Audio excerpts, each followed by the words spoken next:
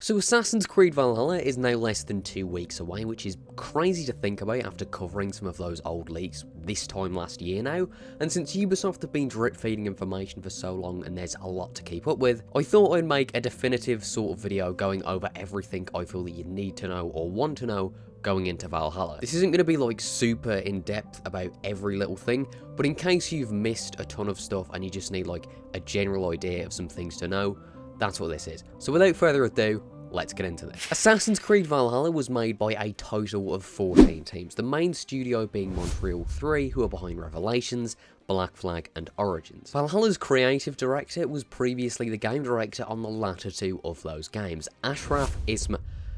Oh, okay.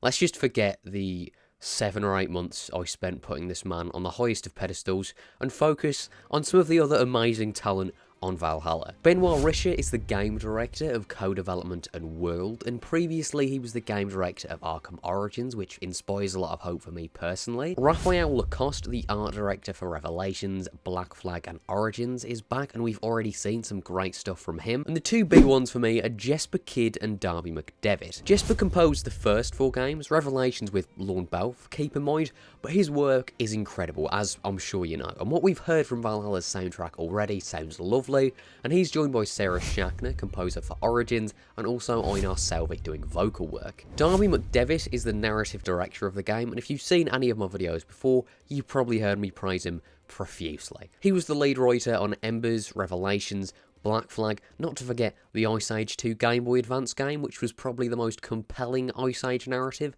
ever told. What I'm trying to say is that Valhalla effectively has an Assassin's Creed all-star team, with only like Patrice missing. Well, that's a bit unrealistic, so if not him, Alex Amancia. Oh, I really need to stop idolising Ubisoft employees. Maybe not him, but the point is, Valhalla has some great creatives on it, and as much as I praise a lot of the leads of the game, there's a bunch of people behind Valhalla not at the forefront who are just as talented and want to make something great. So that's why I think it's definitely safe to be excited for Valhalla. Anyway, onto the game itself. Valhalla follows Eivor, who is either female or male. However, the gender choice is treated much differently to a game like Odyssey, in the sense that both Eivors are canon and have a fixed personality and personality traits. Whether you picked male or female Eivor at the beginning of the game, you can change your gender on the fly, and if you want to play the game in the most canon, true to AC way as possible, there's an option that lets the Animus choose for you. Well, the Animus will pick the most accurate stream it can find at that time, deciding whether you're male or female Eivor, and that's not random but woven into the narrative. And it seems as if this won't just be explained away as some Animus magic, given that Eivor's split gender is alluded to in a recent comic, or more like directly referenced, and that takes place out of the Animus. The game picks up in 873 AD, Norway. Early on, Eivor's adoptive brother, Sigurd, will return home from 5 years of travelling. He returns with some assassins from Constantinople who urge their clan to move to England. Why exactly? We don't yet know. The clan set up a settlement in Ravensthorpe, which is modern-day Northamptonshire, and Ravensthorpe will be our permanent base throughout the entire game. It's where our allies reside, work, and mingle with one another, and rather than being just a linear checklist of upgrades to get to, upgrades will happen and new settlers will arrive just while you're away. Seemingly, it's the crux of the game. It's not just where Eivor lives, but where their family live, and it has a huge role to play in the narrative. One of the key features of the settlement is the assassin, or hidden ones, as of this point, Bureau, where Hytham, a fellow assassin, is found. You can take medallions back to Hytham that are gained by assassinating members of the Order of Ancients for various lore bits. He can also teach you new skills and give you weapons. And speaking of the Order of Ancients, they're the main antagonist of the game, and there is 48 targets, which is the most we've had yet, although confessions are back as they should be, hopefully meaning even the lesser of these targets will have some sort of motive or modicum of a personality. Valhalla is set to tell the story of how the Hidden Ones became the Templars as we know them, and how the Hidden Ones became the Levantine Assassins as we saw them in AC1. Or at least it will develop how they came to their ideologies and that sort of stuff, but I would expect some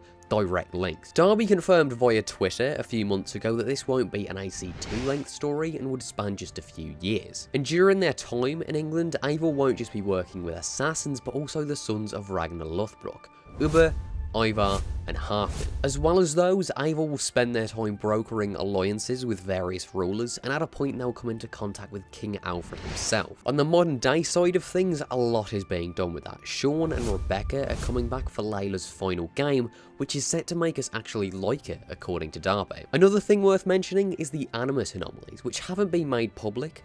Like, Ubisoft specifically told people who played demos not to share them, they're that important. What the Animus anomalies serve to do is bleed the modern day and ancestor stories together, as opposed to just having you experience Eivor's story in the Animus and then Layla's outside of it. You'll find these anomalies in England as Eivor, and then have Layla pulled up into these puzzle type things, from what we've heard. The purpose they really serve is still up in the air, but it sounds like it could be cool, and it's clearly an important part of the game. If I had to take a guess, I'd assume that's where the empirical truth from Origins would be picked up, and would deal with Layla finally breaking the node, redeeming her, hence why we'd like her, and sort of wrapping up the modern day story so far, allowing for a new story in the next gen game, which would make sense in regards to why this game is being called like a kappa for the games that came before it, which allows for an entirely new story in the next gen game, but that's just a guess. In terms of the narrative, that is basically all we know, and most likely all we'll get until the game actually releases in just over a week's time. On the gameplay side of things, Valhalla still runs on the Anvil Next 2.0 engine, and this will likely be the last time we see that version of that engine. It'll be built off the same foundations of Origins and Odyssey, but of course there's tweaks, primarily in combat. It still is a hitbox-based system, but has more weight to it than Origins or Odyssey,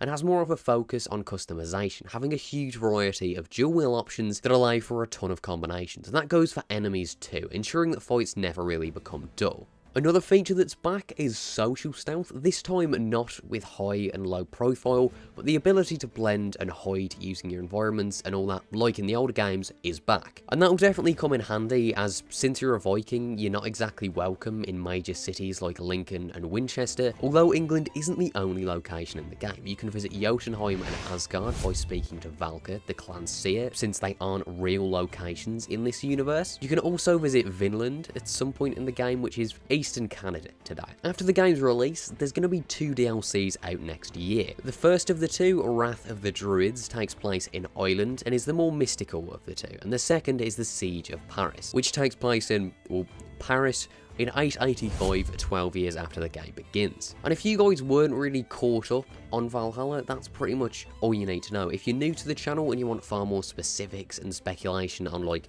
particular trailers and interviews and things like that, I've been covering this like before its announcement, so I'll link a playlist in the description that goes through all of that stuff, like speculation, news, all of that. Anyway, I hope you guys enjoyed. If you do want a video that's sort of about what version to buy, that's something I made back when they were announced, so I'll link that in the description as well. Anyway, I hope you guys enjoyed. If you did, maybe leave a like, and if you didn't, maybe let me know why. Thank you guys for watching, and I'll see you all next time.